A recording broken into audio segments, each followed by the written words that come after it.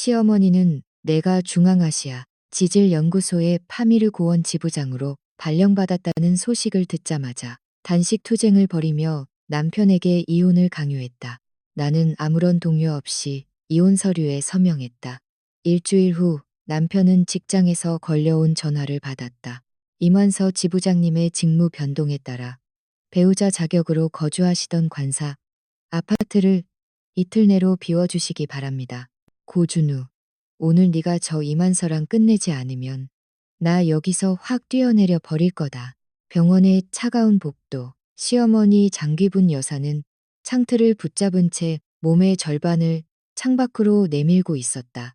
결연하다 못해 처절하기까지 한 자세였다. 쉰 목소리로 내지르는 비명은 고막을 찌르는 듯한 날카로움이 섞여 있어 순식간에 복도를 지나던 사람들의 시선을 끌어모았다. 내 남편 준우의 얼굴에서 핏기가 가셨다. 그는 비명을 지르며 달려가 장 여사의 허리를 필사적으로 껴안았다. 엄마, 제발 진정하세요. 이게 무슨 짓이에요? 네? 일단 집으로 가서 이야기해요. 가긴 어딜 가. 할 말 따위는 없어. 장 여사는 메마른 손가락으로 차가운 창틀을 긁으며 몸부림을 쳤다. 저 여우 같은 게 저기 멀리 사람 살 곳도 못 되는 척박한 고원지대로 가겠단다. 하늘은 높고 임금은 멀다는 그 험지로 가겠다는데 너도 같이 가서 모래먼지나 뒤집었을 거냐? 아니면 오늘 내 애미 목숨줄이 끊어지는 걸 볼 거냐? 오늘 당장 결정해. 나는 몇 걸음 뒤에 서서 묵묵히 그 광경을 지켜보고 있었다. 손에 든 보온 도시락 통에서는 방금 사온 삼계탕의 열기가 아지랑이처럼 피어오르고 있었다. 남의 집안에서 벌어지는 비극적인 소동극을 구경하는 제3자가 된 기분이었다. 수없이 반복된 이런 난동 속에서 내 마음은 이미 물결조차 잃지 않는 고요한 웅덩이처럼 닳아버린 지 오래였다. 준우야, 내가 묻겠다. 연구원에서 너를 파미르 고원 프로젝트 책임자로 보내려고 한다는 게 정말이냐? 사흘 전 저녁 식사 자리에서 장 여사는 거의 똑같은 질문으로 이 폭풍을 시작했었다. 나는 젓가락을 내려놓고 그녀의 형형한 눈빛을 마주하며 담담하게 대답했다. 네, 사실이에요. 그 짧은 긍정은 마치 화약고에 던져진 불씨 같았다. 너 정말로 제정신이구나. 장 여사는 식탁을 세차게 내리쳤다. 접시에 담긴 반찬 국물이 사방으로 튀었다. 산소조차 희박해서 숨도 제대로 못 쉬는 그런 곳으로 가겠다고? 우리 준우는 어릴 때부터 몸이 약했다는 걸 네가 뻔히 알면서 도대체 무슨 속셈이야? 내 아들을 그런 사지로 끌고 가서 죽일 작정인 게냐? 갈 거면 너 혼자 가. 내 아들 앞길 망치지 말고. 준우의 눈시울이 금세 붉어졌다. 그는 애원하는 목소리로 중얼거렸다. 엄마, 그렇게 말씀하지 마세요. 완서도 다 일을 위해서 그러는 거예요. 일을 위해서라면 가정도 버리고 남편도 버려도 된다는 말이냐. 장 여사는 내 코앞에 삿대질하며 침을 튀겼다. 연구원에서 10년을 뼈 빠지게 고생해서 겨우 수석 연구원 자리에 올랐더니 이제 좀 살만해지니까 유배지 같은 고원으로 가겠다고. 저건 순전히 우리 집안을 망치러 온 불길한 년이야. 준우야, 저런 여자랑 같이 있으면 내 인생 평생 평탄할 날 없다. 나는 히스테리를 부리는 노인과 눈물만 훔치고 있는 남편을 번갈아 보았다. 가슴 깊은 곳에서 단 하나의 감정의 파동조차 잃지 않았다. 오직 끝을 알 수 없는 피로와 황당함만이 가득할 뿐이었다. 마음이 차갑게 식어버리니 비로소 모든 것이 명확해졌다. 9년 전 준우와 결혼할 때부터 장 여사는 나를 사사건건 괴롭혔다. 내가 서울 출신이 아니라는 것, 내 부모님이 지방 소도시의 퇴직 교사라 3억 원이라는 거액의 예단비를 내놓지 못했다는 것을 빌미로 삼았다. 그 입을 막기 위해 나는 직장 생활을 하며 모은 모든 적금을 깨고 친구들에게 돈을 빌리러 다니며 구차하게 3억을 맞춰 시댁 문턱을 넘었다. 결혼 초기 우리는 연구원에서 제공한 13평 남짓한 낡은 독신자 숙소에서 신혼생활을 시작했다. 어둡고 습한 그 좁은 방에서 평생 어머니의 수발을 받고 자란 준우는 일주일도 못 가 피부에 습진이 생겼다느니 어쩌느니 하며 불평을 쏟아냈다. 장 여사는 사흘이 멀다고 찾아와 내 코를 쥐어박으며 내 능력이 부족해서 내 보석 같은 아들을 이런 곳에서 고생시킨다며 소리를 질러댔다. 4년 전 연구원 내에서 우수 연구 인력을 위한 대형 관사 아파트 신청 공고가 떴다. 시내 중심가에 위치한 45평형 브랜드 아파트였다. 하지만 신청 자격은 그동안의 연구 성과와 기여도에 엄격하게 묶여 있었다.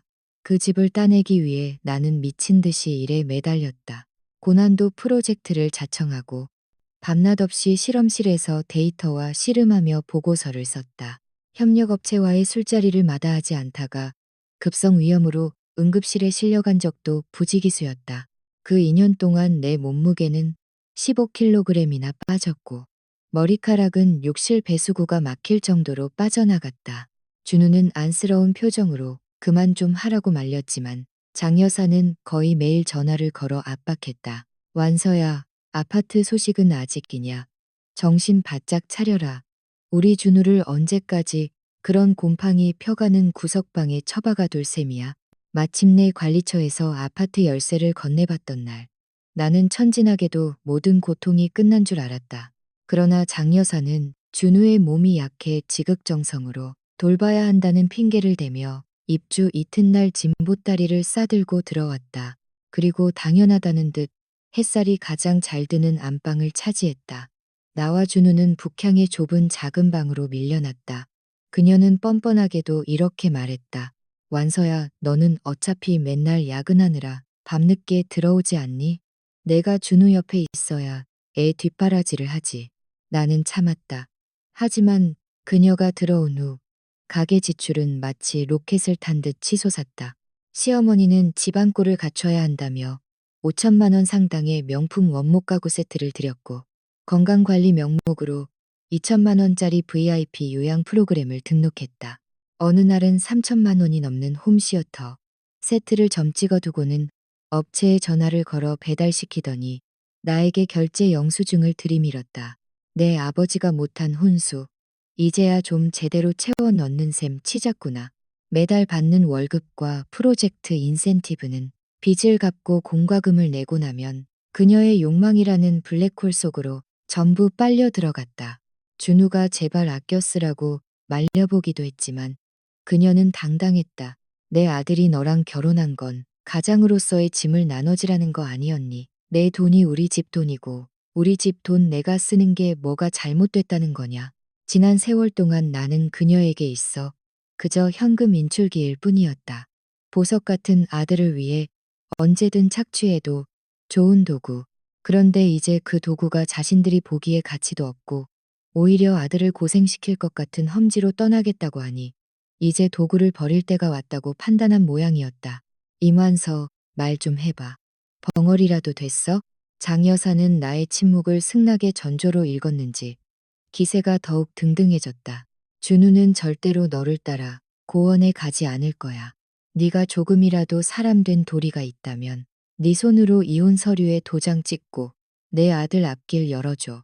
준우 장래 망치지 말고. 엄마. 참다 못한 준우가 일어나 큰 소리로 항의했다. 그의 눈에 눈물이 그렁그렁 맺혔다. 어떻게 그렇게 말씀하세요? 완서는 제 아내예요. 아내가 남편을 화구 속으로 밀어 넣는 법도 있냐? 장 여사는 비웃음을 흘렸다. 내가 이미 다 알아봐 놨다. 우리 시청에 계시는 김 부시장님 댁 막내딸 지연이 있지? 지난달에 해외에서 MBA 마치고 귀국했단다. 내가 김 사모님하고 다 이야기해뒀어. 다음 주에 당장 선보게 할 거야. 그런 집안 배경을 가진 처자라야 우리 아들 격에 맞지. 너 이만서 같은 애랑 있으면 평생 기펴고 못 산다. 그제야 모든 퍼즐이 맞춰졌다. 나보다 더 나은 대안, 더 확실한 출구가 이미 그들을 위해 준비되어 있었던 것이다. 나는 평온한 눈빛으로 준우를 응시하며 나직이 물었다. 이게 당신 뜻이기도 한 거야? 준우의 어깨가 눈에 띄게 떨렸다. 그는 내 눈을 마주하지 못하고 입술만 달싹일 뿐 한마디도 내뱉지 못했다. 그의 침묵은 그 어떤 고함보다 명확한 대답이었다. 만약 그가 진심으로 원하지 않았다면 지금 당장 내 손을 잡고 어머니에게 당당히 아니오라고 말했어야 했다. 하지만 그는 뒷걸음질 치며 저울질하고 있었다. 혼인 관계에서 한쪽이 득실을 따지기 시작하는 순간 그 관계는 이미 죽은 것이나 다름없었다. 알겠어. 나는 짤막하게 두 글자를 뱉었다. 식당 안은 순식간에 정적에 휩싸였다. 시어머니와 준우는 내 귀를 의심하는 표정으로 나를 바라보았다. 마치 잘못 들었다는 듯한 얼굴이었다. 내가 말했지. 나는 고개를 들어 한자 한자 분명한 어조로 반복했다. 이혼할게 동의해. 장 여사는 완전히 멍해졌다. 아마도 그녀는 내가 눈물을 흘리며 매달리거나 다시는 그러지 않겠다고 맹세하거나 혹은 격렬하게 싸울 시나리오를 준비했을 것이다. 하지만 내가 이렇게 단칼에 군더더기 없이 수락할 것이라고는 꿈에도 생각지 못했을 터였다.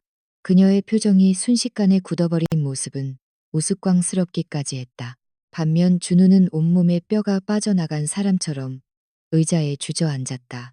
그의 눈동자에는 충격과 혼란, 그리고 내가 해석할 수 없는 묘한 공포심이 서려 있었다. 너 지금 뭐라고 했어?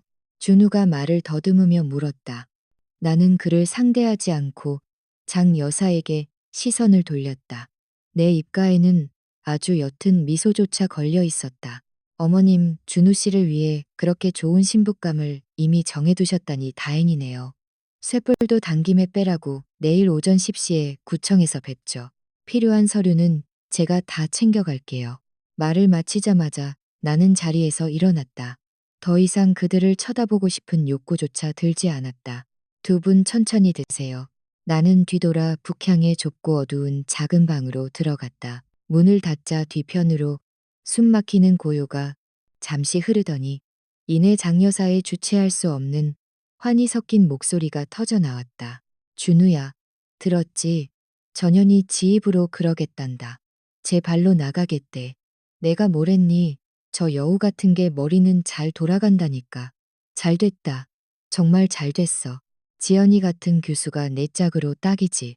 뒤이어 준우의 울먹이는 듯한 그러나 너무나 나약해서 거의 들리지 않는 항의가 들려왔다. 엄마, 어떻게 이럴 수가 있어요? 우리 뒷말은 들리지 않았고 듣고 싶지도 않았다. 나는 차가운 문에 등을 기대고 깊은 숨을 내뱉었다. 그 숨은 차갑고도 길었다. 가슴 속에 9년 동안 켜켜이 쌓여있던 질식할 것 같은 답답함이 그 숨 한 번에 씻겨 내려가는 기분이었다. 분노도 억울함도 심지어 슬픔조차 느껴지지 않았다. 오직 족쇄를 풀어 던진 듯한 해방감뿐이었다. 나는 휴대폰을 꺼내 연구원 행정실 박 과장님의 번호를 찾아 메시지를 적었다. 박 과장님, 관사 아파트 거주 자격 변동 신청건으로 연락드렸습니다. 지금 바로 승인 절차 시작해 주세요. 가급적 빨리 처리 부탁드립니다. 메시지를 보낸 후 나는 휴대폰 속에 남아있던 고준우와 시어머니의 사진을 한 장씩 지워나갔다. 9년이라는 세월은 끝이 보이지 않는 긴 악몽을 꾼 것과 같았다. 이제야 겨우 동이 트려 하고 있었다. 나는 침대에 누워 밤을 꼬박 지새웠다. 몸은 피곤했지만 정신은 그 어느 때보다 맑았다. 지금쯤 장 여사는 준우의 화려한 미래를 그리며 흥분해 있을 것이다. 재벌가나 고위공직자 집안의 며느리를 들여 자신도 사모님 소리를 들으며 떵떵거리고 살 환상에 젖어 있겠지. 그녀는 자신이 이겼다고 확신할 것이다. 아주 완벽하고 깔끔한 승리라고. 나는 입꼬리를 살짝 올리며 눈을 감았다. 그래, 마음껏 연기해라. 화려한 무대가 순식간에 무너져 내릴 때 당신들의 얼굴에 어떤 표정이 스칠지 벌써부터 궁금해지니까. 다음 날 오전 9시 45분 나는 시간을 엄수해 구청 정문에 도착했다. 몸에 딱 맞는 베이지색 오피스 수트를 입고 머리는 하나로 깔끔하게 묶어 올린 채였다. 가벼운 메이크업까지 더해진 내 모습은 누가 봐도 이혼하러 온 사람이라기보다 중요한 비즈니스 미팅이나 결혼 등기를 하러 온 사람처럼 보였을 것이다. 잠시 후 도착한 고준우와 장 여사의 모습은 나와 대조적이었다. 장 여사는 무슨 경사라도 난 듯 자주색 한복 스타일의 외투를 갖춰 입고 얼굴에 화색이 돌았지만 준우는 밤을 꼬박 지새운 듯 눈가가 움푹 패고 안색이 잿빛이었다. 그는 구겨진 재킷 차림으로 가을 아침 바람을 맞으며 처량하고 초라하게 서 있었다. 나를 본 준우가 입술을 달싹이며 무언가 말하려 했으나 장 여사가 가차없이 그를 뒤로 밀쳐냈다. 그녀는 내 손에 가족 관계 증명서와 신분증을 낚아채듯 쥐어주며 오늘 날씨를 이야기하듯 가벼운 말투로 쏘아붙였다. 완서야, 서류 다 여기 있다. 우리 준우 앞길 방해하지 말고 속전속결로 끝내자꾸나. 나는 그녀를 쳐다보지도 않고 서류를 받아들어 곧장 민원실로 향했다. 이혼 절차는 비현실적일 만큼 빠르게 진행되었다. 신청서를 작성하고 서류를 확인하고 지장을 찍는 과정들이 순식간에 지나갔다. 담당 공무원이 마침내 붉은색 이혼 신고 접수증과 절차가 완료되었음을 알리는 서류를 내밀었을 때 나는 잠시 멍한 기분에 휩싸였다. 9년이라는 긴 세월의 마침표가 채 30분도 걸리지 않아 찍힌 것이다. 나는 내 몫의 서류를 챙겨들고 공무원에게 가볍게 목례했다. 감사합니다. 반면 준우는 테이블 위에 놓인 서류를 뚫어지게 바라보며 차마 손을 뻗지 못했다. 그러더니 아무런 예고도 없이 그의 눈에서 눈물이 뚝뚝 떨어져 테이블 위로 번져나갔다. 옆에 있던 장 여사가 참을성 없게 그를 재촉했다. 준우야, 뭐해? 얼른 챙겨야지. 그녀는 준우 대신 서류를 집어들려 했다. 나는 마지막으로 아내였던 눈으로 준우를 보았다. 그의 얼굴은 종이장처럼 하얗게 질려 있었고 어깨는 주체할 수 없이 떨리고 있었다. 완서야. 그가 마침내 고개를 들어 쉰 목소리로 나를 불렀다. 우리 정말 이렇게 끝나는 거야. 그를 바라보는 내 마음은 깊은 가을의 호수처럼 고요했다. 당신 어머니가 목숨을 걸고 나를 몰아세웠고 당신은 그 모든 걸 묵인했어. 그런데 이제 와서 나한테 묻는 거야? 나는 담담하게 반문했다. 준우 씨, 이 길은 당신이 직접 선택한 거야. 하지만 난 그가 무언가 변명을 하려 했지만 나는 말을 잘랐다. 더 이상 하지만은 없어. 이 순간부터 우리 사이엔 어떤 관계도 존재하지 않아. 당신의 앞날에 축복이 있기를. 나는 서류를 가방에 넣고 한치의 미련도 없이 뒤돌아섰다. 뒤에서 나를 부르는 준우의 절망적인 외침이 들렸지만 나는 발걸음을 멈추지 않았다. 구청문을 나서자 눈부신 햇살이 쏟아졌고 나는 말할 수 없는 해방감을 느꼈다. 그때 휴대폰이 진동했다. 박 과장님의 메시지였다. 임지부장님, 신청하신 거는 특수인재 가산점 통로로 신속히 처리 중입니다. 호생과에서도 이미 절차를 밟고 있으니 늦어도 내일 모레면 정식 통보가 갈 겁니다. 나는 확인했다는 짧은 답장을 보낸 뒤 곧장 연구소로 향했다. 이번 인사 발령은 파격적이었다. 수석 연구원에서 파미르 고원 지질연구소의 지부장 겸 프로젝트 총책임자로 승진 발령이 난 것이었다. 근무지는 척박하고 힘들겠지만 행정적 직급과 전문적 지위는 엄청난 도약을 의미했다. 연구소 규정상 이런 인사 이동 시 배우자에게는 함께 이주할 수 있는 배치 기회가 주어지거나 혹은 포기할 선택권이 있었다. 문제는 내가 살던 이 관사 아파트의 거주 자격이 내 직무와 기여도에 완벽하게 묶여 있다는 사실이었다. 내가 재직 중일 때만 가족이 동반 거주할 수 있으며 내가 다른 지역으로 전출되면 가족이 함께 떠나거나 아파트를 반납해야 했다. 그리고 이제 고준우는 더 이상 내 가족이 아니었다. 처음 아파트를 신청할 때 장 여사는 나보다 더 꼼꼼하게 규정을 읽어보았다.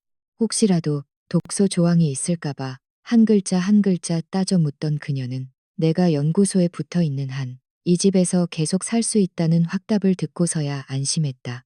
그런 그녀가 가장 큰 변수가 바로 자신으로부터 시작될 것이라고는 꿈에도 생각지 못했을 것이다. 오후 사무실에서 인수인계 자료를 정리하고 있는데 낯선 번호로 전화가 걸려왔다. 전화를 받자 건너편에서 젊은 여자의 간드러지면서도 오만한 목소리가 들렸다. 여보세요. 이만서 씨, 맞으시죠? 네. 누구시죠? 아, 제가 누군지는 중요하지 않고요. 상대방은 숨기지 않는 우월감을 담아 풋 하고 비웃었다. 그냥 알려드리려고 전화했어요. 준우 씨 지금 저랑 같이 있거든요. 아주 잘 지내고 있으니까 앞으로 준우 씨 일로 마음 쓰실 필요 없다고요. 나는 즉시 그녀의 정체를 짐작했다. 김 부시장의 딸, 지연이었다. 김지연 씨. 맞죠? 내 태연한 반응에 상대방이 당황한 듯 멈칫했다. 정말 축하드려요. 화 안 나요? 내가 왜 화를 내야 하죠? 나는 가볍게 웃으며 덧붙였다. 내가 이미 내다 버린 남자랑 쓰레기 더미에서 보물을 찾았다고 좋아하는 여자라니. 두 분 정말 천생연분이네요. 부디 백년해로 하세요. 제발 다시는 세상 밖으로 나와서 다른 사람 피해주지 말고요. 전화기 너머로 긴 침묵이 흘렀다. 그녀의 얼굴이 경악과 분노로 일그러졌을 모습이 눈에 선했다.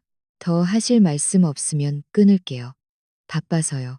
나는 대답도 기다리지 않고 전화를 끊어버렸다. 그런 수준 낮은 상대와는 단 한마디도 더 섞고 싶지 않았다.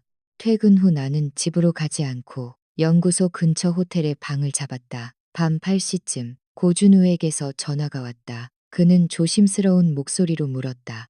완서야, 안 들어와. 어디로 말이야? 집으로 말이지.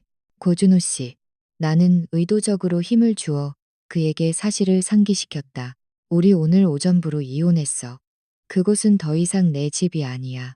그는 한참 동안 침묵하더니 억눌린 흐느낌을 내뱉었다. 완서야, 우리 엄마가. 엄마도 다 내가 잘 되길 바라셔서 그러신 거잖아. 당신이 잘 되기 위해서 내 인생을 그렇게 짓밟아도 된다는 거야. 나는 냉소적으로 대답했다. 그래서 지금 전화한 목적이 뭐야? 당신 새 여자친구 집안이 얼마나 대단한지 자랑하고 싶어서? 아니면 축복이라도 해달라는 거야? 그런 게 아니야. 난. 됐어. 나는 그의 말을 끊었다. 오늘 너무 피곤해서 의미 없는 대화는 하고 싶지 않아. 앞으로 용건 없으면 연락하지 마. 우린 끝났으니까. 나는 전화를 끊고 곧장 그의 번호를 수신 차단 목록에 넣었다. 호텔 소파에 기대어 창밖의 화려한 도시 불빛을 바라보았다. 나는 그에게 충분히 기회를 주었다. 장 여사가 자살 소동을 벌일 때 구청문 앞에서도 심지어 도장을 찍기 마지막 1초까지도 그가 단 한 번이라도 단호한 모습을 보여주었다면, 나를 지키겠다는 의지를 한 톨이라도 내비쳤다면 오늘 이 지경까지 오지는 않았을 것이다. 하지만 그는 매번 비겁하게 뒷걸음질 쳤고 침묵했으며 망설였다. 그 모든 순간들이 모여 우리 결혼을 단두대로 밀어 넣은 것이다. 마음이 죽어버린 뒤에야 비로소 깨달았다.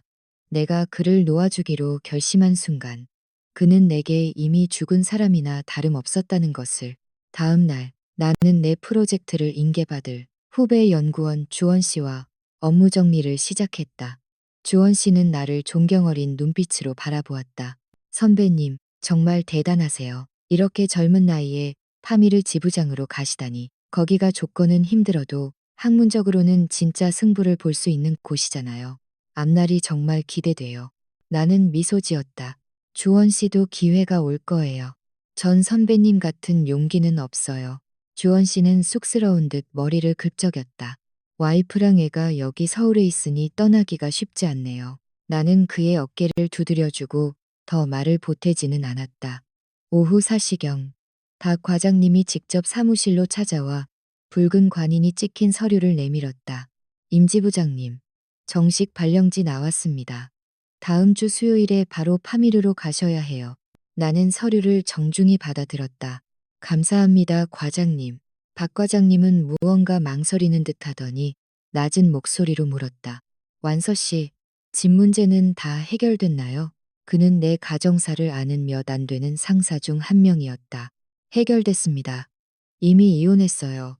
박 과장님이 깊은 한숨을 내쉬었다. 그 시어머니라는 분 참.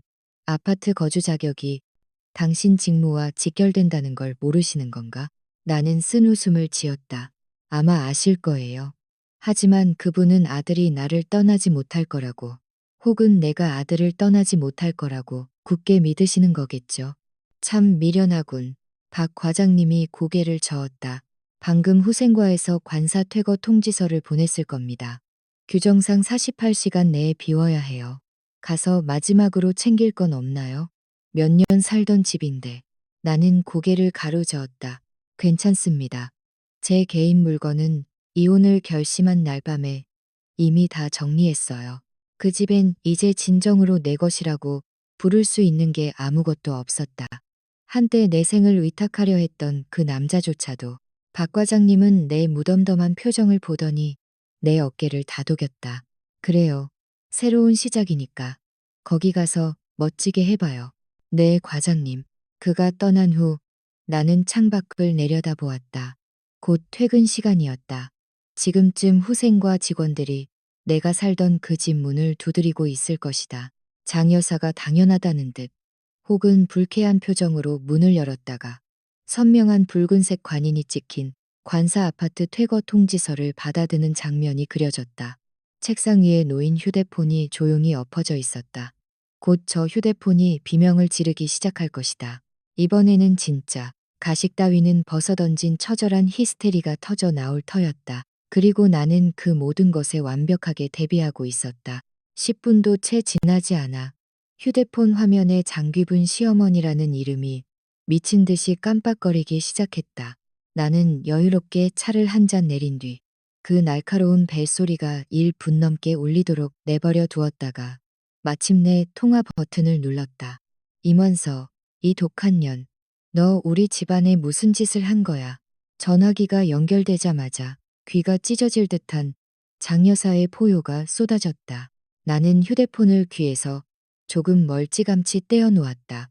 장 여사의 그 도끼 어린 원망이 어느 정도 잦아들기를 기다렸다가 아무런 감정도 실리지 않은 무미건조한 목소리로 입을 열었다. 어머님, 말씀 좀 가려서 하세요. 그렇게 소리만 지르시면 무슨 말씀인지 하나도 안 들려요. 네가 지금 몰라서 묻니? 장 여사는 숨이 가쁠 정도로 분에 겨워 씩씩거렸. 연구소 사람들이 무슨 통지서라는 걸 들고 찾아왔어. 당장 이틀 안에 이 집에서 나가라는데 이건 네가 뒤에서 꾸민 짓이지. 그렇지. 아, 그 일 말씀하시는 거군요. 나는 일부러 말을 길게 늘어뜨리며 대답했다. 제가 꾸민 게 아니에요. 이건 연구소 규정이죠. 계약서에 다 적혀 있는 내용이고 4년 전에 입주하실 때 어머님도 한 글자 한 글자 따져가며 읽어보셨잖아요. 무슨 놈의 규정이 이래.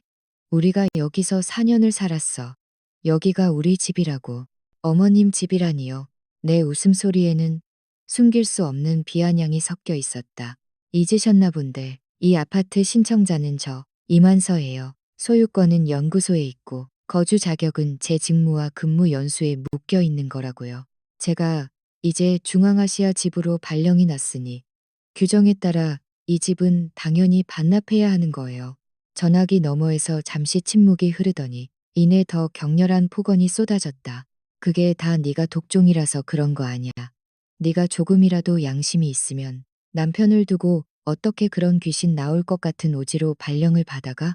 내 능력이 부족해서 서울 자리를 못 지킨 건데 왜 우리 모자까지 길바닥으로 내몰아.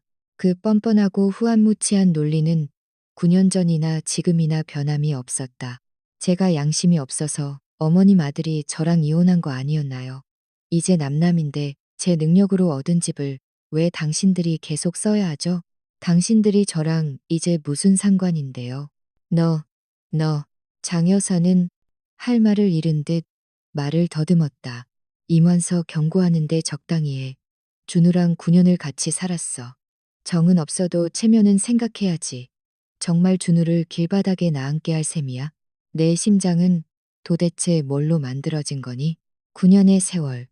그 말을 듣는 순간 이번 세기 들어 가장 웃긴 농담을 들은 기분이 들었다. 이혼 서류에 도장 찍으라고 저를 사지로 몰아넣을 때는 왜 9년정을 생각 안 하셨어요? 아들한테 부시장댁 딸이라는 든든한 뒷배 만들어주고 저를 쓰레기처럼 내팽개칠 때는 왜 그 세월이 안 떠오르셨냐고요. 이제 와서 집이 날아가게 생기니까 감정이 호소하시는 거예요. 늦었어요. 내 목소리는 파미르 고원의 만년설처럼 차갑게 가라앉았다. 어머님, 마지막으로 경고할게요. 통지서에 적힌 시간은 48시간이었고 이제 벌써 이 시간이 지났어요. 남은 46시간 동안 집 알아보고 짐 쌀 생각이나 하세요. 저한테 전화해서 시간 낭비하지 마시고요. 나는 그대로 전화를 끊어버렸다. 비로소 세상이 고요해졌다. 따뜻한 차를 한 모금 마셨지만 이미 얼어붙은 마음은 녹지 않았다. 채 5분도 지나지 않아 또 다른 전화가 걸려왔다. 예상대로 고준우였다. 나는 잠시 망설이다 전화를 받았다. 그가 이번에는 또 어떤 소리를 늘어놓을지 궁금했기 때문이다. 완서야. 전화기 너머에서 들려오는 목소리는 울음 섞인 코맹맹이 소리였다. 너 어떻게 우리한테 이럴 수 있어? 첫 마디부터 역시나 나를 향한 원망뿐이었다. 내 마음속에 남아있던 아주 미세한 미련조차 그 한마디에 완전히 재가 되어 흩어졌다. 내가 당신들한테 뭘 어쨌는데? 집 문제. 엄마한테 다 들었어. 우리 엄마가 말씀하시는 방식이 좀 거칠긴 해도 그래도 우리 사이는 이미 끝났어. 나는 그가 차마 내뱉지 못하는 말을 대신 맺어주었다. 준우 씨, 당신도 30이 넘은 성인이야. 언제까지 당신 엄마를 방패막이로 삼을래? 이혼 결정을 내린 것도 당신이고 묵인한 것도 당신이야. 그럼 그 결정에 대한 책임도 당신이 져야지. 그래도 당장 갈 곳이 없단 말이야. 그의 목소리가 히스테릭하게 높아졌다. 이틀 만에 짐 싸서 어디로 가라는 거야? 완서야, 아무리 헤어졌어도 이렇게 독하게 굴 수는 없잖아. 9년 동안 우리 사랑했던 게 다 가짜였어? 가짜가 아니었지. 나는 담담하게 대답했다. 진짜였기 때문에 당신들 모자가 나를 한 조각 한 조각 도려낼 때마다 그렇게 아팠던 거야. 예전에 관사 아파트 자격 따내려고 서부 사막지대 조사 나갔다가 모래 폭풍에 갇혀서 죽을 뻔했을 때 당신 엄마가 뭐라고 전화했는지 알아? 내 안부는 묻지도 않고 프로젝트 가산점은 챙겼냐고 물었어. 당신은 또 어땠고 내가 목숨 걸고 벌어온 상금으로 당신 엄마가 수천만 원짜리 영양제 사고 가구 바꿀 때는 눈 하나 깜짝 안 하더니 내가 우리 부모님 겨울 코트 한 벌 해드릴 때는 팔이 안으로 굽네 어쩌네 하며 나를 배은망덕한 사람 취급했잖아. 준우 씨, 그 일들 벌써 잊었어?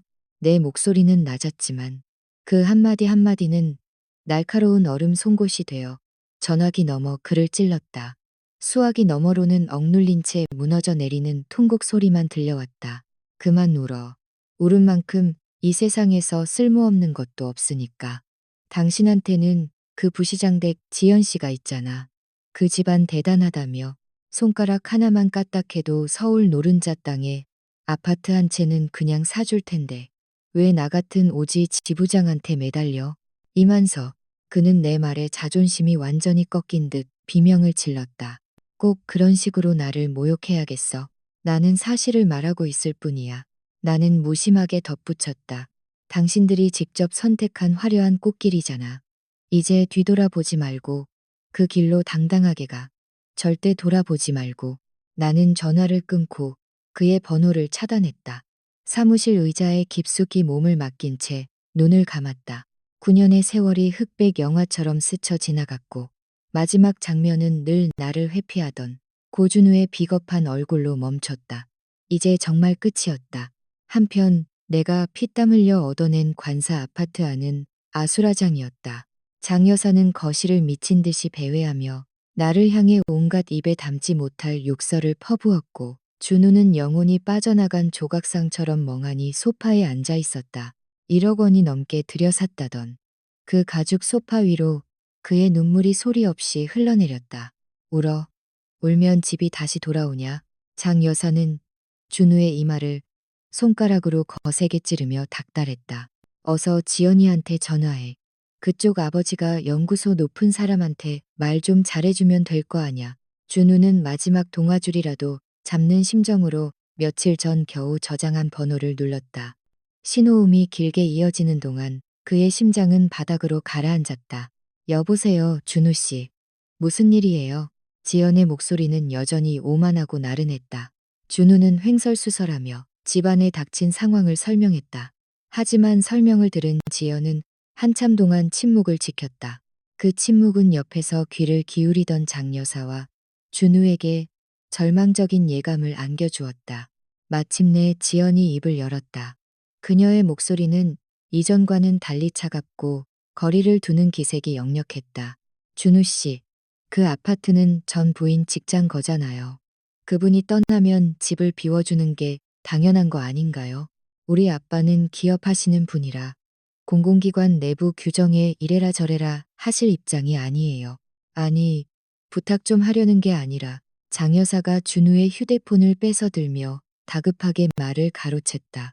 지연 양, 아줌마가 좀 묻고 싶은 게 있는데 근처에 방이라도 좀 구해줄 수 있을까? 아니면 당장 융통할 수 있는 돈 좀 빌려주든가. 어차피 우리 준우랑 결혼할 사이인데 나중에 다 갚을게. 장 여사는 결혼이라는 단어에 힘을 주며 압박을 시도했다. 하지만 돌아온 것은 비웃음 섞인 거절이었다. 아줌마, 집 구하는 건 부동산 가시면 되고요. 돈은 죄송하지만 저도 최근에 투자한 게 있어서 여유가 없네요. 준우 씨, 나 지금 중요한 미팅 중이라 끊을게요. 안녕히 계세요. 차가운 신호음만 남기고 전화가 끊겼다. 두 사람은 멍하니 서로를 바라보았다.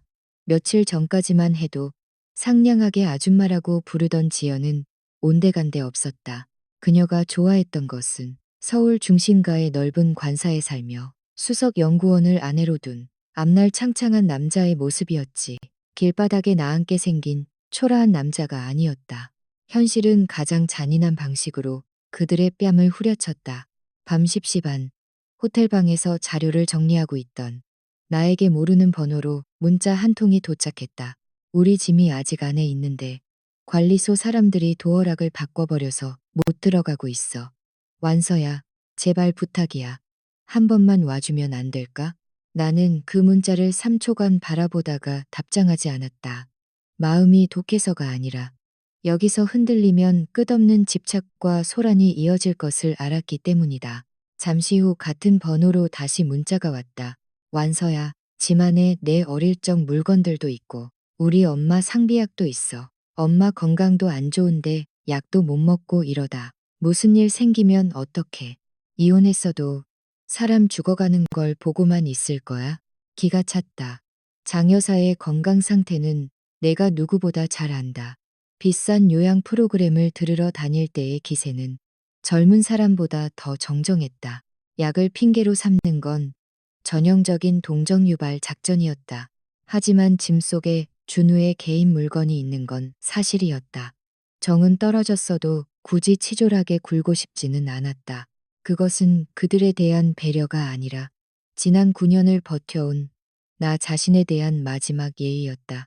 나는 박 과장님께 전화를 걸어 상황을 설명했다. 박 과장님, 전 남편 일가가 짐을 못 빼고 있다고 하네요.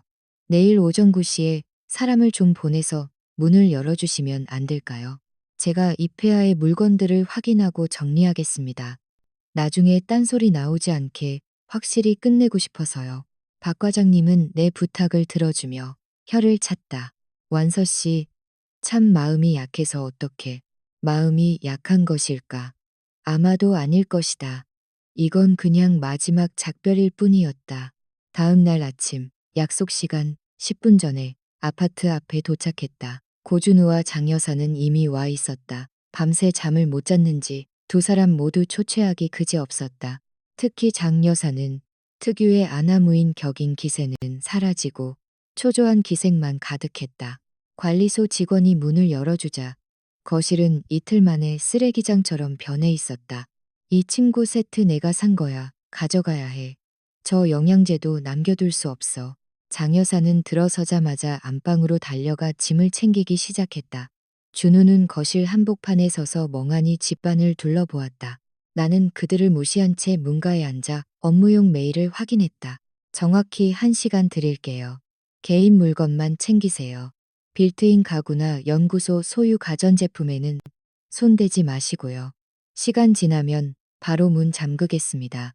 장 여사가 억울한 듯 소리를 질렀다. 1시간이 말이 돼? 짐이 이렇게 많은데. 너 일부러 그러는 거지? 규정대로 하는 거예요. 싫으면 그냥 몸만 나가시든가요. 준우가 장 여사의 팔을 붙들었다. 엄마, 제발 그만해. 빨리 챙기자. 준우는 이미 알고 있었다. 눈앞에 내가 더 이상 예전의 이만서가 아니라는 것을. 장 여사는 나를 매섭게 노려보며 짐가방 속으로 손에 잡히는 대로 물건들을 쑤셔 넣기 시작했다. 장기분 여사는 도끼 어린 눈으로 나를 한 번 쏘아보고는 결국 입을 다물고 안방으로 뛰어 들어갔다. 1분 1초가 아까운 상황이라는 것을 그녀도 본능적으로 직감한 모양이었다. 거실에는 9년의 세월이 무색할 만큼 싸늘한 정적과 함께 다급한 발소리만이 울려 퍼졌다. 나는 거실 문가에 놓인 낡은 나무 의자에 자리를 잡고 앉았다. 무릎 위에 휴대폰을 올려둔 채 파미르 고원 집으로 발령받은 후 처리해야 할 산더미 같은 업무 메일들을 하나씩 읽어내려갔다. 눈앞에서 벌어지는 소라는 마치 무성 영화를 보는 것처럼 아득하게 느껴졌다. 이 친구 세트, 내가 백화점 가서 직접 고른 거야. 이것도 가져가야 해. 장 여사의 목소리가 안방에서 날카롭게 터져 나왔다. 그녀는 마치 폐전병이 전리품을 챙기듯 침대 위에 깔린 시트부터 베개리까지 닥치는 대로 잡아채 가방 속에 쑤셔 넣었다.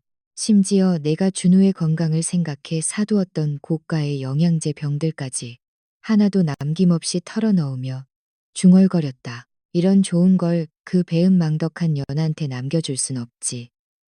절대 안 되고 말고. 그녀는 나를 백해무익한 년이라 부르며 저주를 퍼부었지만 나는 고개조차 들지 않았다.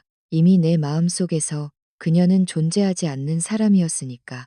반면 고준우는 거실 한복판에 우두커니 서 있었다. 4년 전 우리가 그토록 고대하며 입주했던 이 45평 아파트는 이제 발 디딜 틈 없는 난장판이 되어 있었다. 내가 피땀 흘려 마련한 고가의 원목 가구 위에는 정돈되지 않은 옷가지들이 쓰레기처럼 쌓여 있었고 대리석 식탁 위에는 먹다 남은 배달 음식, 용기와 약 봉투들이 널브러져 있었다. 준우는 떨리는 눈빛으로 집안 구석구석을 훑었다. 그의 시선이 우리가 함께 고심해서 고른 벽지, 거실 창가에 놓인 화분, 그리고 한때는 따스한 온기가 감돌았을 주방에 머물렀다. 그제야 그는 자신이 무엇을 잃었는지, 무엇을 스스로 내던졌는지 뒤늦게 깨닫고 있는 듯했다. 그가 천천히 나에게 다가와 입술을 달싹였다. 무언가 절박한 사과나 혹은 이 비참한 상황을 되돌릴 수 있는 단 한마디를 건네고 싶어하는 표정이었다. 하지만 나는 그가 말을 꺼내기도 전에 차갑게 선을 그었다. 정확히 1시간 드린다고 했어요. 이제 40분 남았네요. 내 단호한 목소리에 준우는 숨이 턱 막힌 듯 뒤로 물러났다. 그는 깊은 한숨을 내쉬며 고개를 떨구었다. 그의 어깨가 힘없이 처지는 것을 보며 나는 그가 느낄 후회와 절망이 조금도 가엾지 않았다. 그때 안방에서 장 여사가 다시 소리를 지르기 시작했다. 임완서, 너 정말 이럴 거야? 이 원목 옷장, 이거 우리가 들어올 때 큰돈 들여서 맞춘 거잖아. 이것도 우리가 가져가야 해. 너 혼자 이 넓은 집에서 이걸 다 쓰겠다고? 나는 휴대폰에서 눈을 떼지 않은 채 무심하게 대답했다. 어머님, 제가 분명히 말씀드렸죠. 관사 내부에 설치된 빌트인 가구와 가전제품은 연구소 자산이에요. 하나라도 훼손하거나 가지고 나가시면 바로 횡령으로 고발 조치될 겁니다. 관리실 직원이 지금 아래에서 지켜보고 있다는 거 잊지 마세요. 장 여사는 분에 못 이겨 씩씩거리며 거실로 뛰쳐나왔다. 이 독한 년, 너는 정말 피도 눈물도 없니? 네 시어머니랑 남편이 길바닥에 나앉게 생겼는데 가구 하나가 그렇게 아까워? 그녀가 다시 나에게 달려들 기세를 보이자 가만히 서 있던 준우가 다급하게 그녀의 팔을 붙잡았다. 엄마, 제발 그만 좀 하세요. 빨리 짐이나 챙겨요. 이게 어디서 애미한테 소리야. 너는 전현 편을 드는 거냐? 편을 드는 게 아니라 완서 말이 맞잖아요. 완서는 이제 우리가 알던 그 사람이 아니에요. 여기서 더 해봐야 우리만 비참해진다고요. 준우의 목소리에는 짙은 패배감과 함께 이제는 결코 되돌릴 수 없는 현실에 대한 공포가 서려 있었다. 그는 이제야 깨달은 것이다. 예전처럼 눈물로 호소하거나 어머니의 뒤에 숨어 동정을 구하는 방식이 나에게는 더 이상 통하지 않는다는 사실을. 장 여사는 아들의 단호한 모습에 기가 꺾인 듯 멍하니 나를 바라보았다. 그녀의 눈동자에는 여전히 도끼가 서려 있었지만 그 밑바닥에는 처음으로 마주하는 진짜 이만서에 대한 알 수 없는 두려움이 스치고 있었다. 시계 바늘은 무심하게 흘러갔다.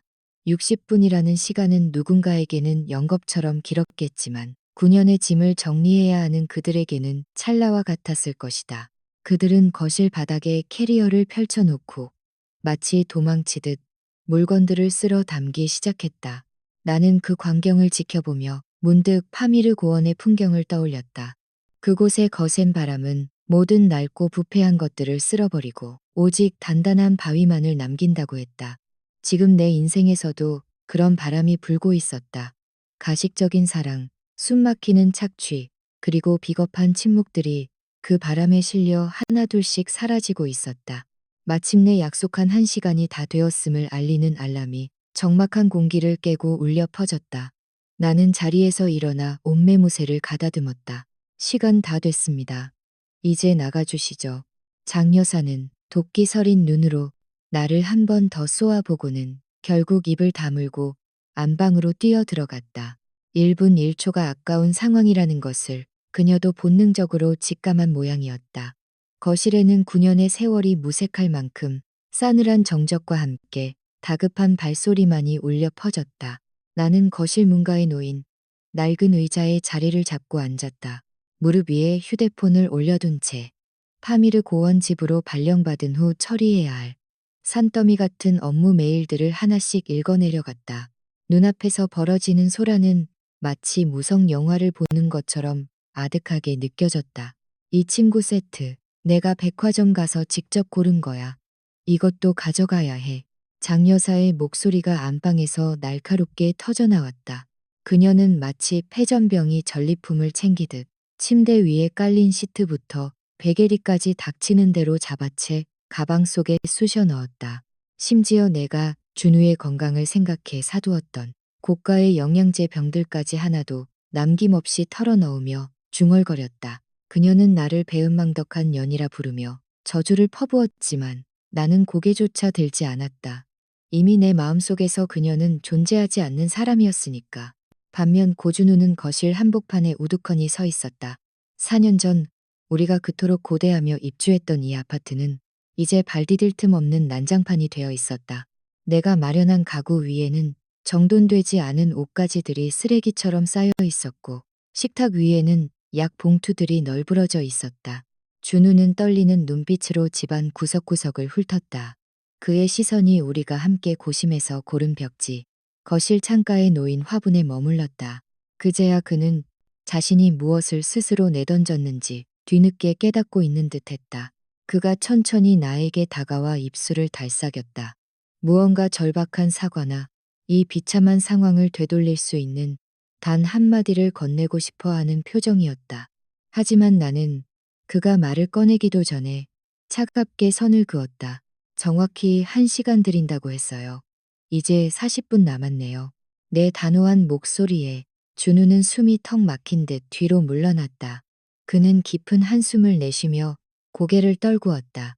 그의 어깨가 힘없이 처지는 것을 보며 나는 그가 느낄 후회와 절망이 조금도 가엾지 않았다. 장 여사는 분에 못 이겨 씩씩거리며 거실로 뛰쳐나왔다. 이 독한 년, 너는 정말 피도 눈물도 없니? 내 시어머니랑 남편이 길바닥에 나앉게 생겼는데 그녀가 다시 나에게 달려들 기세를 보이자 가만히 서 있던 준우가 다급하게 그녀의 팔을 붙잡았다. 엄마, 제발 그만 좀 하세요. 빨리 짐이나 챙겨요. 준우의 목소리에는 짙은 패배감과 함께 현실에 대한 공포가 서려 있었다. 그는 이제야 깨달은 것이다. 예전처럼 눈물로 호소하거나 어머니의 뒤에 숨어 동정을 구하는 방식이 나에게는 더 이상 통하지 않는다는 사실을. 장 여사는 아들의 단호한 모습에 기가 꺾인 듯 멍하니 나를 바라보았다. 마침내 약속한 1시간이 다 되었음을 알리는 알람이 울려 퍼졌다. 나는 자리에서 일어나 옷매무새를 가다듬었다. 시간 다 됐습니다. 이제 나가주시죠. 관리실 직원이 들어와 문을 잠글 채비를 하자 장 여사는 덜 챙긴 짐들을 보며 발을 동동 굴렀지만 별 수 없었다. 그들은 터질 듯한 캐리어 몇 개와 보자기에 싼 짐들을 들고 쫓겨나듯 현관문을 나섰다. 복도에선 그들의 뒷모습은 처량하다 못해 기괴했다. 엘리베이터 앞에선 준우가 마지막으로 나를 돌아보았다. 완서야, 나중에라도 연락하면 안 될까? 그 질문에 나는 대답 대신 관리실 직원에게 열쇠를 넘겨주었다. 이제 이 집은 내 집도 그들의 집도 아닌 연구소의 자산일 뿐이었다. 일주일 후 나는 인천공항 출국장 앞에 섰다. 내 손에는 중앙아시아 파미르 지부장, 임명장과 편도 항공권이 들려 있었다. 가벼운 배낭 하나만을 맨 내 발걸음은 그 어느 때보다 가벼웠다. 비행기가 활주로를 박차고 오를 때 나는 창밖으로 멀어지는 도시를 내려다보았다. 그곳 어딘가에서 고준우와 장 여사는 여전히 서로를 원망하며 자신들이 내버린 도구가 얼마나 귀한 것이었는지 뼈저리게 느끼며 살아가고 있을 것이다. 김 부시장 댁딸과의 장밋빛 미래도 안락했던 관사 아파트도 이제 그들에게는 손에 잡히지 않는 신기루일 뿐이었다. 구름 위로 올라서자 눈부신 태양이 쏟아졌다. 9년의 긴 악몽은 끝났고 이제 파미르의 거친 바람이 나를 기다리고 있었다. 나는 의자 깊숙이 몸을 기대고 눈을 감았다. 진정한 나의 인생은 이제부터 시작이었다.